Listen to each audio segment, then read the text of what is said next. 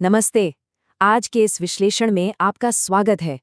आज हम एक ऐसी चीज की गहराई में जाने वाले हैं जो हम सबकी रोजमर्रा की जिंदगी का एक बहुत बड़ा हिस्सा बन चुकी है। हम इस बात की पड़ताल करेंगे कि आखिर हम अपना इतना सारा कीमती समय इन छोटी सी स्क्रीन्स में कैसे और क्यों खो देते हैं।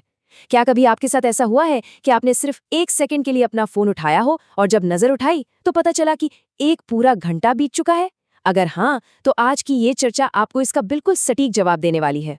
तो चलिए जल्दी से देखते हैं कि आज का हमारा रोड मैप कैसा दिखने वाला है। हम शुरुआत करेंगे ध्यान भटकाने के डिजाइन को समझने से। इसके बाद हम डोपामाइन हैबिट लूप, हमारी जेब में रखी अंतहीन स्लॉट मशीन, कृत्रिम संकेतों के असर और बोरियत खत्म होने की भारी कीमत पर बात करेंगे। और अंत में हम देखेंगे कि इस डिफॉल्ट लूप को कैसे तोड़ा जा सकता है। चलिए सबसे पहले एक बहुत बड़ी गलतफहमी को दूर करते हैं, ध्यान भटकाने का डिजाइन, और ये समझना कि ये हमारा कमजोर अनुशासन नहीं है। जरा इस स्थिति के बारे में सोचिए। हम सभी कभी न कभी इस दौर से गुजर चुके हैं, है ना? आपने सिर्फ एक मैसेज का रिप्लाई करने के लिए अपनी स्क्रीन ऑन की और अचानक 20 मिनट बाद आप मंत्रमुग्ध होकर कोई ऐसा रैंडम वीडियो देख रहे हैं जिसमें कोई व्यक्ति बस अपने ड्राइवे को प्रेशर वॉश कर रहा है। मजे की बात यह है कि आपने ये समय बर्बाद करने की कोई योजना नहीं बनाई थी। कोई भी अपना कीमती आधा घंटा इस तरह गंवाने के इरादे से फोन नहीं उठाता। हम अक्सर खुद को कोसते हैं कि हमारा सेल्फ कंट्रोल बहुत खराब है या हम बहुत आलसी हैं, लेकिन वास्तविकता कुछ और ही है। हम सिर्फ अपने फ़ोन का इस्तेमाल नहीं कर रहे हैं, बल्कि हमारा इस्तेमाल उन डिज़ाइंस द्वारा किया जा रहा है जिन्हें ख़ास तौर पर हमारा ध्यान अपनी ओर खींचने और उसे पूरी तरह से कैद रखने के लिए ही इंजीनियर किया गया है। ये हमारी कोई कमज़ोरी नहीं है, ये एक बहुत ही सोची समझी मशीनरी है जो अपना काम बखूबी कर रही है। तो आइए अब इस मशीन के अंदर झांक कर देखते हैं। हमारा दूसरा पड़ाव है डोपामीन हैबिट लूप। ये देखकर सच में हैरानी होती है कि ये पूरा का पूरा खेल कितने सरल से लूप पे टिका है। इसमें बस 4 कदम हैं। हर चीज एक संकेत से शुरू होती है। मान लीजिए आपकी जेब में फोन वाइब्रेट हुआ, वो पहला कदम है। फिर आपके मन में अचानक एक जिज्ञासा उठती है कि अरे किसका मैसेज होगा? ये आपकी लालसा है। इसके बाद आप स्क्रीन को अनलॉक करते हैं, जो कि आपकी क्रिया है, और अंत में आपको कोई दिलचस्प मैसेज या नोटिफिकेशन मिलता है, जो कि आपका इनाम है। बस इसी पल आपका दिमाग कहता है, वाह मजा आ गया, चलो इसे फिर से करते हैं। अब यहाँ एक बहुत ही दिलचस्प बात है जहाँ हम अक्सर डोपामाइन को गलत समझ लेते हैं। ज्यादातर लोगों को लगता है कि डोपामाइन का मतलब सिर्फ खुशी या आनंद है, लेकिन असल में ऐसा नहीं है। ये प्रत्याशा या उम्मीद का रसायन है। ये वो चीज़ है जो हमें किसी चीज़ को चाहने पर मजबूर करती है। जब हम लगातार वीडियो स्क्रॉल करते हैं तो डोपामाइन अगले वीडियो के आने से पहले ही बढ़ जाता है। दिमाग लगातार सोचता रहता है कि शायद अगला वीडियो इससे भी ज्यादा मजेदार हो। सच कहूं तो ये जो शायद है ना, यही हमें हुक करके रखता है। अब इस लूप को एक कदम और आगे ले जाते हैं। हमारा तीसरा विषय है अंतहीन स्लॉट मशीन, परिवर्तनशील इनाम और शून्य घर्षण। इसे आप अपनी जेब में रखी एक स्लॉट मशीन की तरह समझ सकते हैं। मनोविज्ञान में इसे परिवर्तनशील इनाम या वेरिएबल रिवॉर्ड्स कहते हैं। उदाहरण के लिए, अगर आप लगातार 10 रील्स देखते हैं तो संभावना है कि सिर्फ 2 ही बहुत बढ़िया हों और बाकी 8 एकदम बोरिंग निकले। लेकिन हमारा दिमाग उन 2 शानदार वीडियो की तलाश में उन 8 उबाऊ वीडियो को भी बर्दाश्त कर लेता है। क्यों?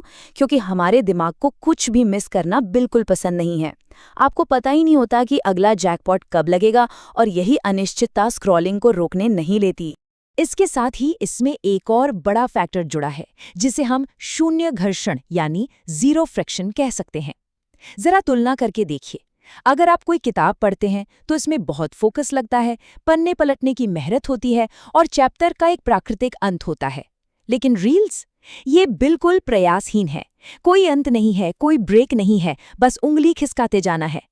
अब क्योंकि जैविक रूप से हमारा दिमाग हमेशा ऊर्जा बचाना चाहता है, यानी थोड़ा आलसी होता है, इसलिए वो हमेशा बिना किसी मेहनत वाले इस आसान विकल्प को ही चुनता है। तो चलिए आगे बढ़ते हैं। चौथा भाग, कृत्रिम संकेत और मान्यता, पिंग्स और स्टेटस की दुनिया।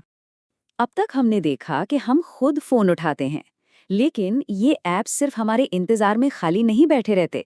ये कृत्रिम संकेत बनाते हैं। ये जो बज़, पिंग या लाल रंग के नोटिफिकेशन डॉट्स हैं, ये असल में जानबूझकर इंजीनियर की गई रुकावटें हैं।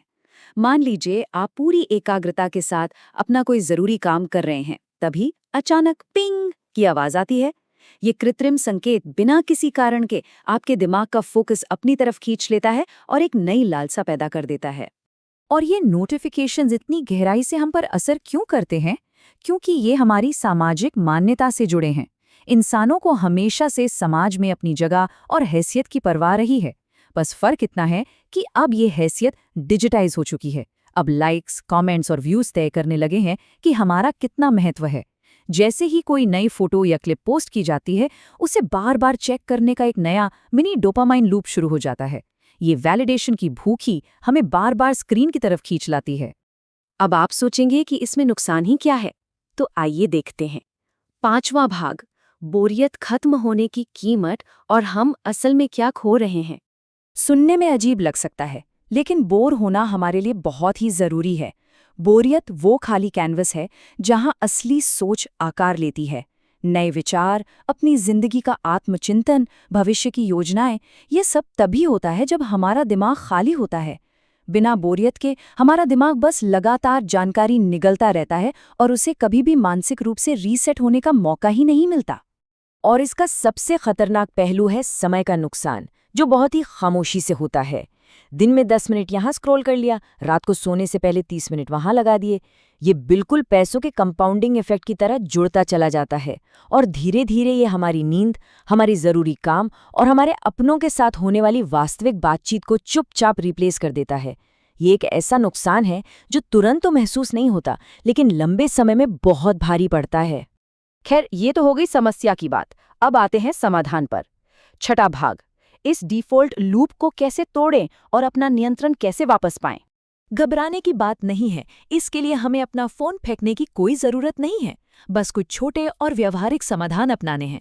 सबसे पहला काम, उन सभी गैर जरूरी नोटिफिकेशंस को बंद कर दें। याद है ना, अगर कोई संकेत ही नहीं होगा तो कोई लालसा भी नहीं होगी। दूसरा काम, उन ध्यान भटकाने वाले ऐप्स को अपनी होम स्क्रीन से हटा दें ताकि थोड़ा सा घर्षण पैदा हो सके और आपको उन्हें खोलने में थोड़ी तो मेहनत लगे। अपनी जागरूकता की सीमाएं तय करें और सबसे जरूरी बात, खाली बैठना और बिना फोन के बोर होना फिर से सीखें। यहाँ ये याद रखना बहुत जरूरी है कि हमारा लक्ष्य एकदम परफेक्ट होना या साधु बन जाना नहीं है। हमारा असली लक्ष्य है कंट्रोल वापस हासिल करना। हमारे रोजमर्रा के छोटे छोटे सचेत फैसले हमें ये ताकत देते हैं कि हम फोन के बजने पर तुरंत प्रतिक्रिया देने की बजाय खुद ये तय कर सकें कि हमें उसका इस्तेमाल कब करना है। यकीन मानिए, सचेत होकर लिया गया नियंत्रण हमेशा डिफ़ॉल्ट व्यवहार को मात दे देता है। तो आज के इस पूरे विश्लेषण का सबसे बड़ा निष्कर्ष यही है कि हम कमज़ोर नहीं हैं। ये पूरा का पूरा सिस्टम ही हमारी अटेंशन को हाईजैक करने के लिए डिज़ाइन किया गया है। लेकिन अब क्योंकि हम इस मशीन की कार्यप्रणाली के हर पुर्जे को अच्छी तरह समझ चुके हैं, तो असली फैसला हमारे हाथों में है। सवाल ये है कि हम अपने उस अनमोल समय का क्या उपयोग करेंगे जिसे हमने वापस पा लिया है। इससे पहले क्या आपका दिमाग ऑटो पायलट मोड में जाकर बिना सोचे समझे अगले वीडियो को स्क्रॉल करें? एक पल रुकें, विचार करें। और हाँ, ऐसी ही ज्ञानवर्धक चर्चाओं से जुड़े रहने के लिए सब्सक्राइब करना न भूलें।